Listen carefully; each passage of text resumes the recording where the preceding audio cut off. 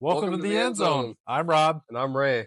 And today we're going to talk a bit about how our week 3 went, some takeaways we had, maybe some Oh, people that too have been getting hot and being consistent. Some people that maybe they're not living up to their hype this year, and then just how we're going to prep for week 4, maybe some value pickups, to help whoever out, and just conclude the episode. So you want to take it away? How'd your week 3 go? oh man.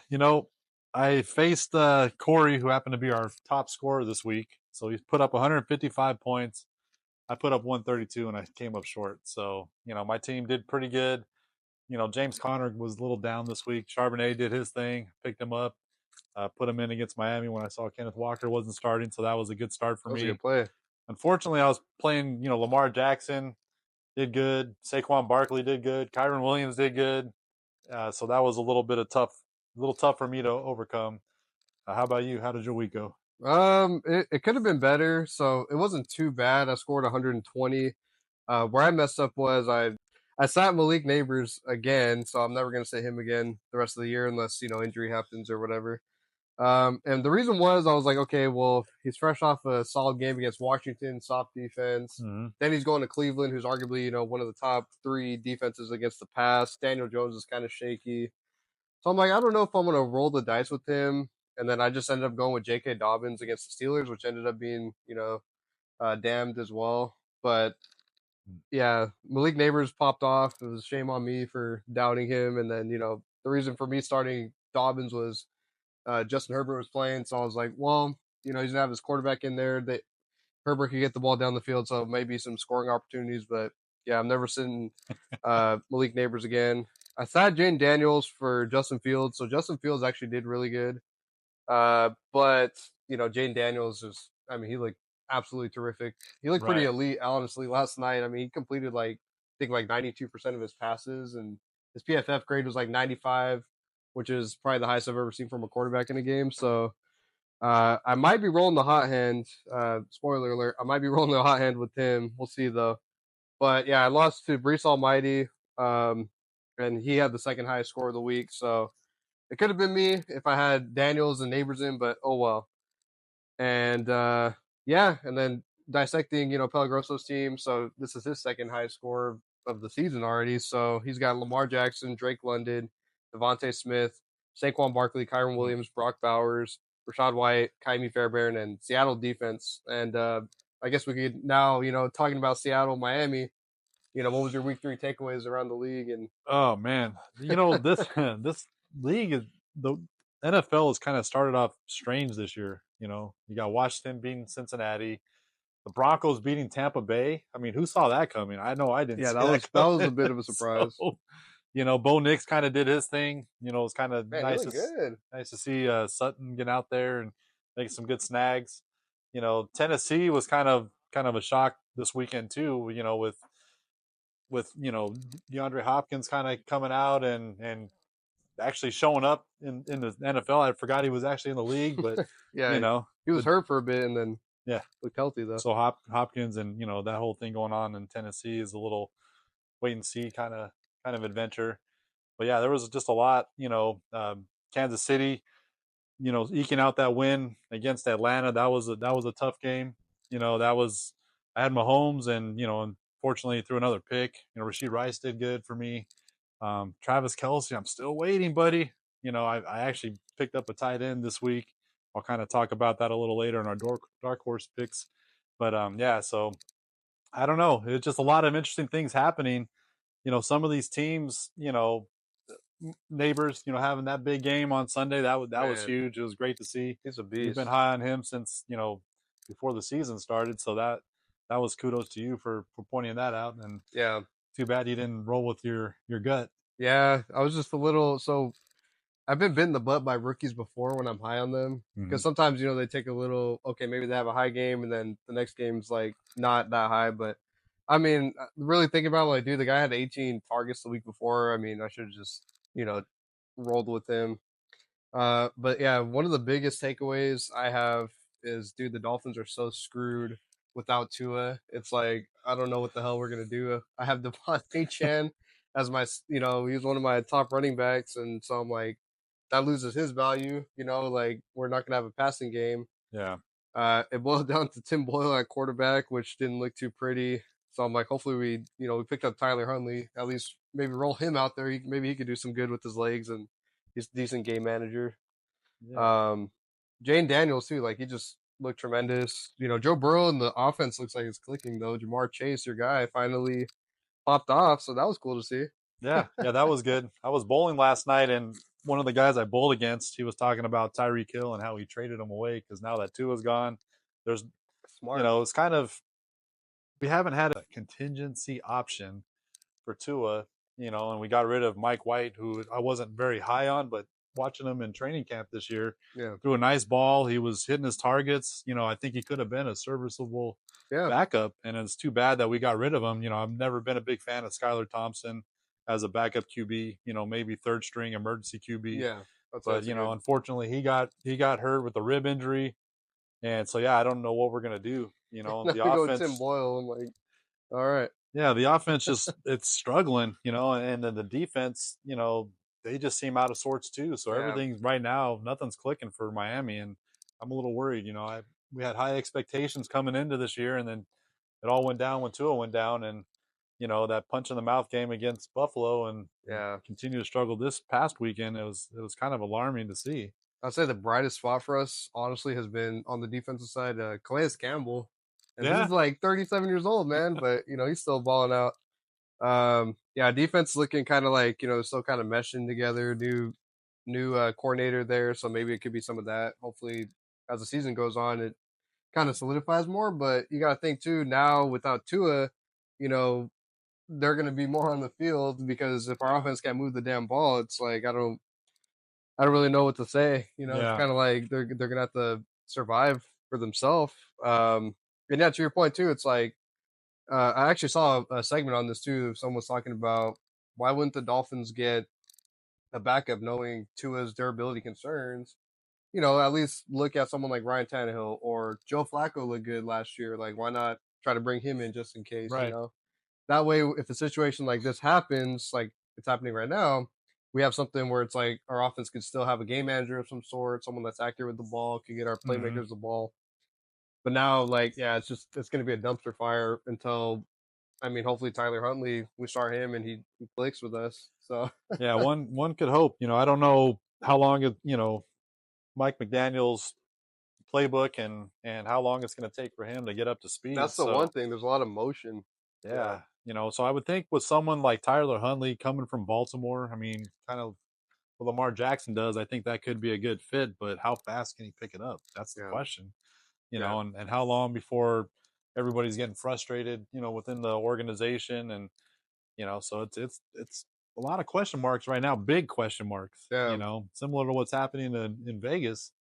A lot of question marks going on with that team, and yeah. you Did you hear know, Pierce's interview? Actually, yeah, it was. I don't know. You sounds like know, there might be some trades or cuts happening. well, and the players rallied for him last year, right? So this is what Yeah, they asked for. So now it's yeah. So like, now it's like, what are you guys backing out? so I don't know. I know it's a shame. The fan base was rabid for that home opener, and then just to put that on the field was a little bit. To Pierce's defense, though, Andy Dalton just came out like a gangbuster. Like he just, man, he was balling out.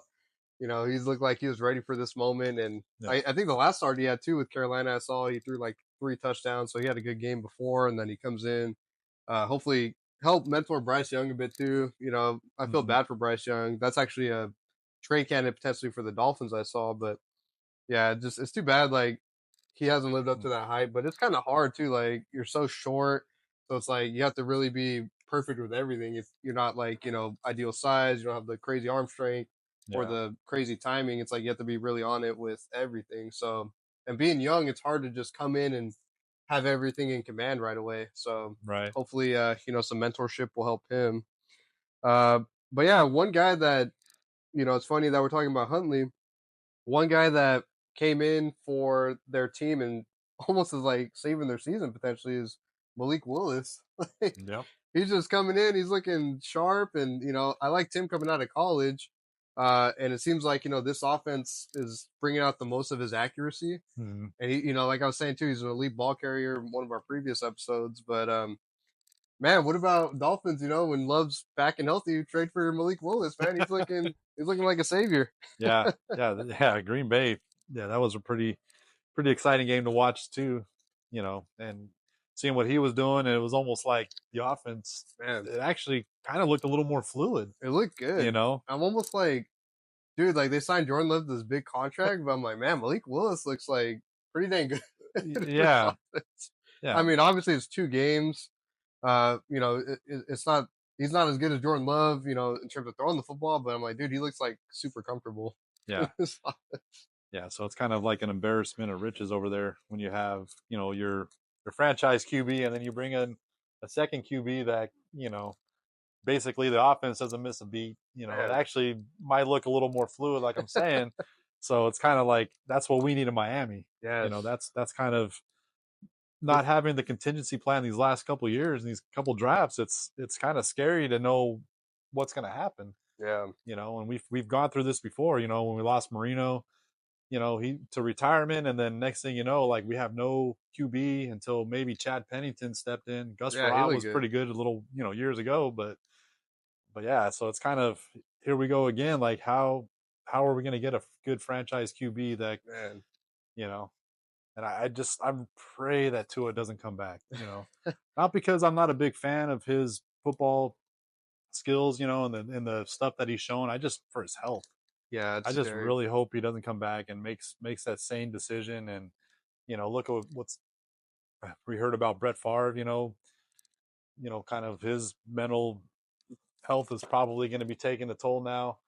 And so, you just wonder how many more concussions this man can sustain and actually have a quality life after football. Yeah, yeah, because a big part too is like, we don't know how many concussions he had before even the NFL, Mm-hmm. like in high school, growing up. So I mean, they all take a toll. Um, yeah, hopefully, he gets the clarification he needs. Probably would be the best decision, health wise, just to walk away. Sounds like he might try to give it a go, but I mean, only time will tell. Yeah, it's scary. It's really another scary. uh, another game. I mean, Josh Allen, looked tremendous. Jaguars look like they're pretty much screwed, dude. I don't. And it's funny, like we weren't the biggest Trevor Lawrence fans coming out of college. I just, and when you hype up a quarterback, kind of like what Caleb Williams is going through, it's like you have to know, like they have to be like Andrew Luck or Joe Mm-hmm. Burrow, where it's like they're just gonna like rock right out the gate. For us, like Caleb Williams and Trevor Lawrence, we weren't too sold.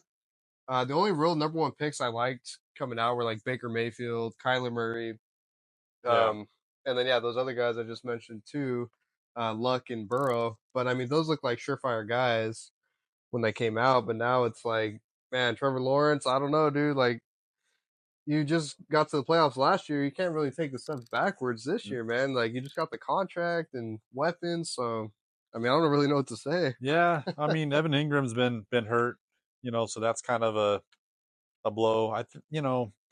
Calvin Ridley kind of fit nicely with that offense, and then now that he's gone, it's Yeah, he was kind of kind of underrated there. yeah. So it's kind of like I don't receiver wise, they don't really have the threats that they've had, and Yeah. then being banged up.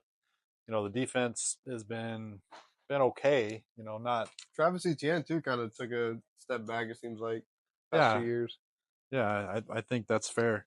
So yeah, I don't know. It's interesting with Jacksonville. They're kind of going through some similar struggles as a lot of the other teams right now, and trying to find that identity, and pieces are missing. So they're definitely feeling it. Yeah. And then the Niners. I mean, they lost to the Rams. I mean, I don't think with the depleted Ram receiver core that we had, I didn't think that they were going to actually be in that game and then let Yeah. alone win it. Juwan Jennings balled out. Man, Purdy did his thing. Jawan Jennings was crazy. Yeah, Mason struggled. Ayuk was, He's okay, not living up to the contract. but no, and that's kind of I don't know. It's just I think Ayuk is going to settle in, but more so like mid later season. Because Peyton Manning, I remember I saw him too. He was like, dude, this is what training camp's for, right? Like, mhm, you chose to sit out, and those are important reps, to get up to speed for the season. That's why we have training camp. And it's right. kind of true, it's like I get the holdouts, but it's like, man, like if you want to play football, you still got to keep yourself like in shape. If you're not gonna stick with this team, you gotta still be ready to go to the next team. So it is showing like that chemistry maybe has to rebuild up again and get up to speed. Rams though they're not. I don't know. They're still looking pretty scrappy. So once those receivers come back, if they could kind of keep winning some games before then, they might have a chance to go to the playoffs. I Well, think the Niners will be okay when they get their weapons back too, especially when at least Kittle comes back. yeah. That's a big miss in the offense. What I But feel like that's what helps IU because having Kittle, underneath, yeah, I think he helps take some of the pressure off over the top for IU. And then Juwan Jennings having the game of his life. I mean, that was dude, he incredible. looked great.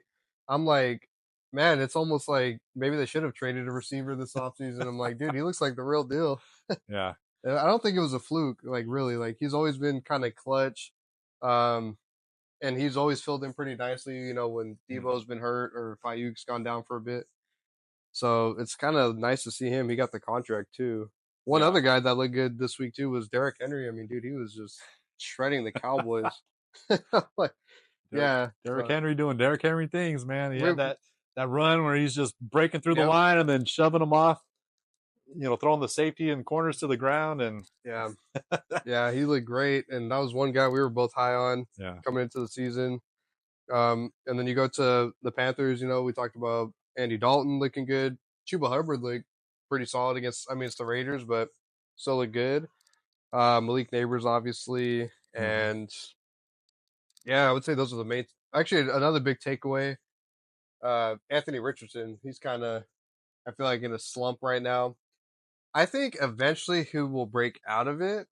I just don't know about this next game against the Steelers. Like maybe he might, get some spark in there to keep his team in the game. I think it honestly might be a bit more of a quarterback game this next game because Shane Steichen is a good offensive guy. He's going to want to beat that aggressive Steelers front, and Mm-hmm. I think a big part of it is going to be airing it out deep. So maybe he could have a few touchdowns, but that pass rush is tenacious. You got Patrick Queen at linebacker, so it's going to be a kind of tough test for him again. I think coming up. So see if he could get back on track soon. Yeah. Yeah. They were able to squeak it out against Chicago, but Richardson, didn't look very good in that game. And, I think having Caleb Williams on the other side kind of helped. So, He struggled, and then he did bounce back at the end though. But I mean, he was just airing yeah. it out. I mean, Cole Komet had a good game. Yeah, that's one guy they got to use more. Yeah, so I think they're going to start figuring some of those things out, in Chicago and kind of spreading the ball around a little bit more. But yeah, I don't know, kind of what you were talking about Richardson. Watching that game on Sunday was a little alarming. Some of the errant throws that he was making and And the decisions. that Yeah, that interception in the red zone. I mean, that was a yeah, killer one. that was huge. Horrible So throw. and then that pass rush for Pittsburgh is going to be tenacious. T.J. Watt.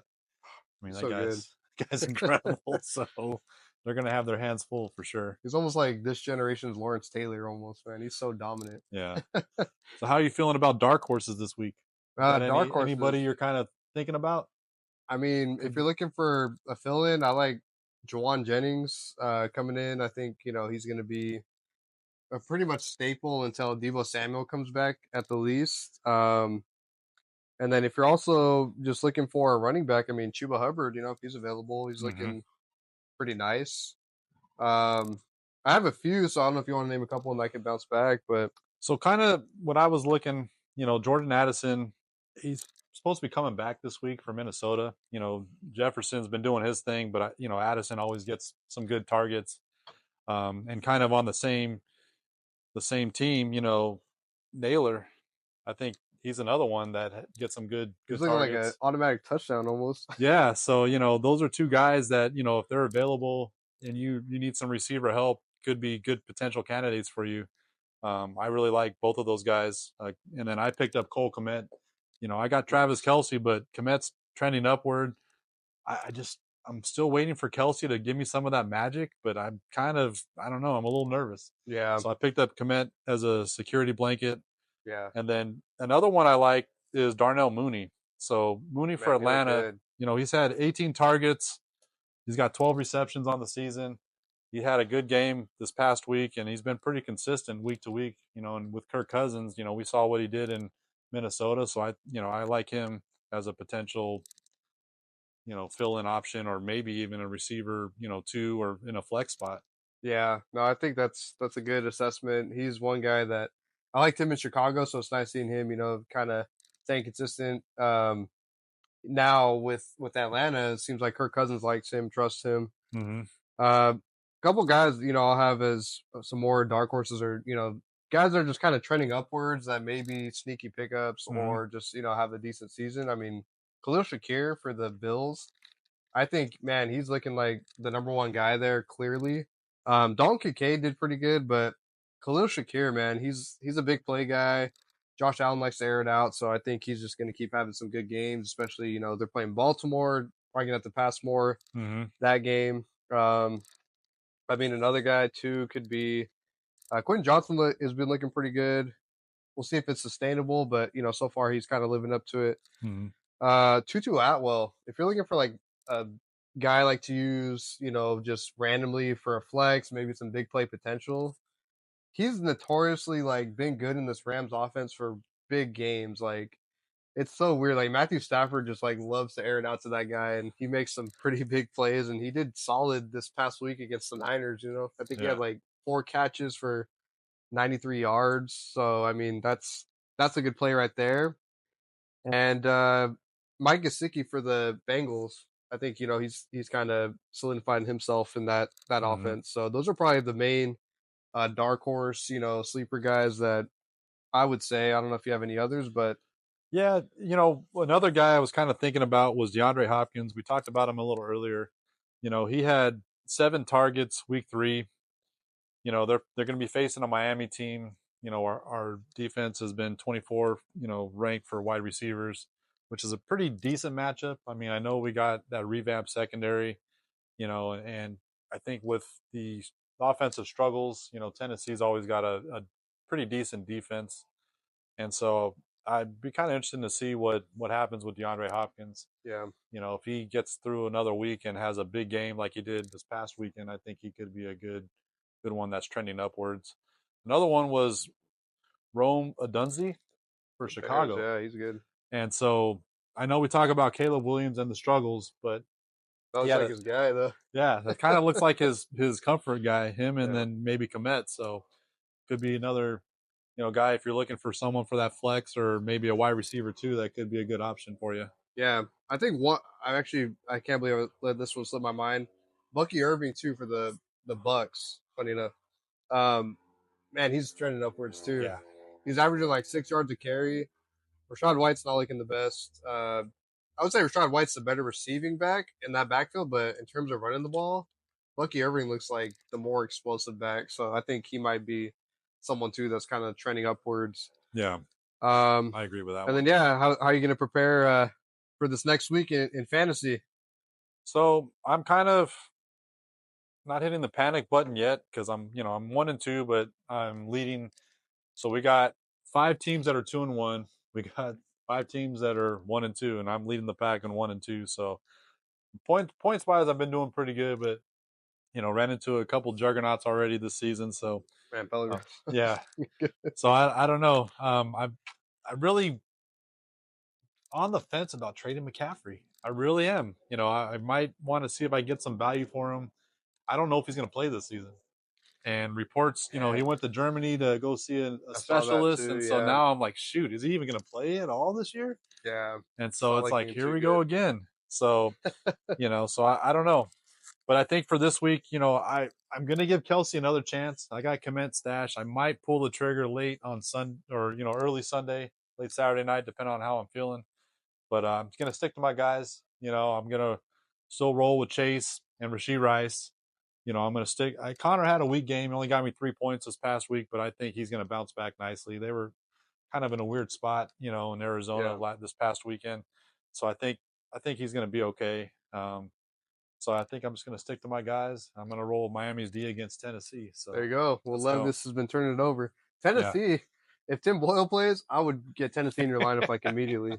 Um, but yeah, for me too, prepping into week 4. I mean, pretty much too, like not panicking, more staying the course. The only big difference is Malik Neighbors never coming out of my lineup unless it's bye week or injury.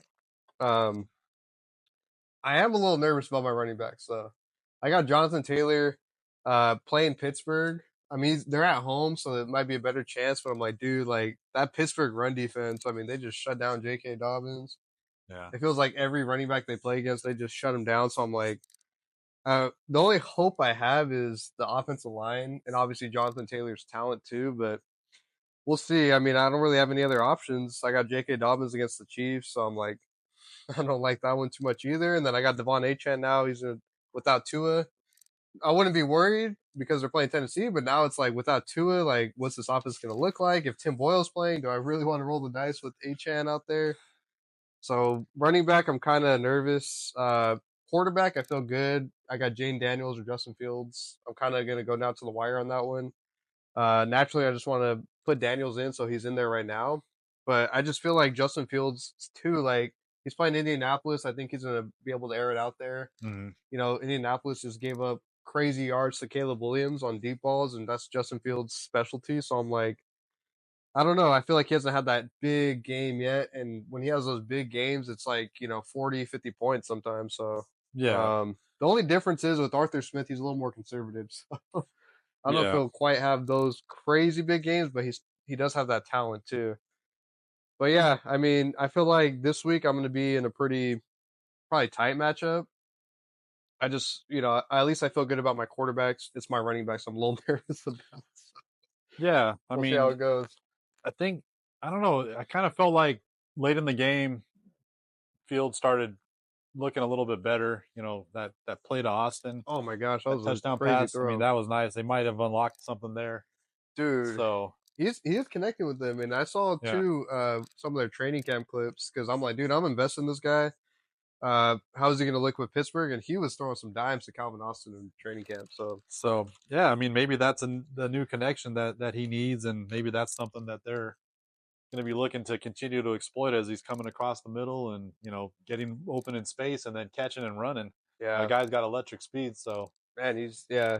That offense is pretty sneaky, man. They're kind of like I don't feel like they fit their full potential yet. They got the good running backs. Fields looks like he's getting comfortable. yeah. And people say what they want. He's checking it down. He's actually doing better than what he did, though. He's reacting. He's Mm-hmm. not just holding the ball, waiting for the deep play. It's like, okay, I see it there. I'm just going to toss it. Like, don't overthink it. Just get the ball out. You got some playmakers there. So, and that throw to Calvin Austin, I mean, it was a perfect time throw, like in a tight window. Mm-hmm. Ended up being a score. So, these are the things you want to see from him. And I'm still surprised people aren't sold on him. Like, dude, like he's literally showing like he is growing.